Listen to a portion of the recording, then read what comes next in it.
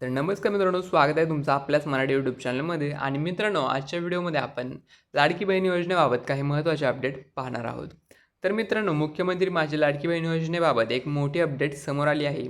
आणि ई-के-वाय-सी मुदत संपली असून आत्तापर्यंत 80 लाख महिला अपात्र ठरवल्या आहेत. तर मित्रांनो, काय आहे अपडेट? तर चला तर जाणून घेऊयात. राज्य शासनाची मुख्यमंत्री माझी लाडकी बहीण योजनेबाबत एक मोठी अपडेट समोर आली आहे. योजनेतील त्रुटी सुधारण्यासाठी देण्यात आलेली ई-के-वाय-सी दुरुस्तीची अंतिम मुदत संपल्यानंतर अपात्र लाभार्थ्यांची आकडेवारी समोर आली आहे. तर मित्रांनो, यामध्ये तब्बल 80 लाख महिला या योजनेसाठी अपात्र ठरल्या असून त्यांचा मिळणारा लाभ आता बंद करण्यात आला आहे. तर मित्रांनो, महिला व बालविकास विभागाकडून चालवल्या जाणाऱ्या या योजनेची जेव्हा सुरुवात झाली होती, तेव्हा एकूण लाभार्थी महिलांची संख्या तब्बल 2,46,00,000 इतकी होती. मात्र आता ई-के-वाय-सी प्रक्रिया आणि छाननी पूर्ण झाल्यानंतर 80 लाख लाभार्थी महिला थेट अपात्र ठरवल्या आहेत.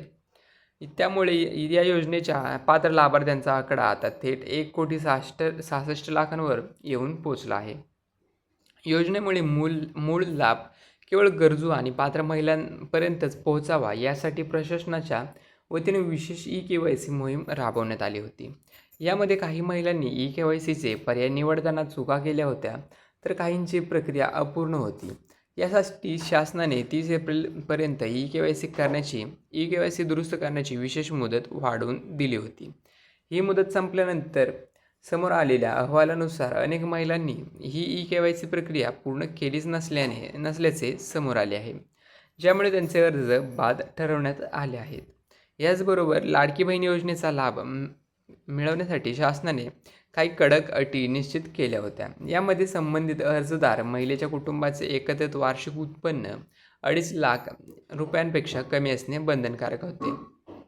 याचसोबत इतरही काही निकष लावण्यास आले होते, ज्याची पूर्तता न करू शकल्यामुळे आणि ई-के-वाय-सीमध्ये त्रुटी राहिल्यामुळे 80 लाख महिला या योजनेतून बाहेर पडावे लागले.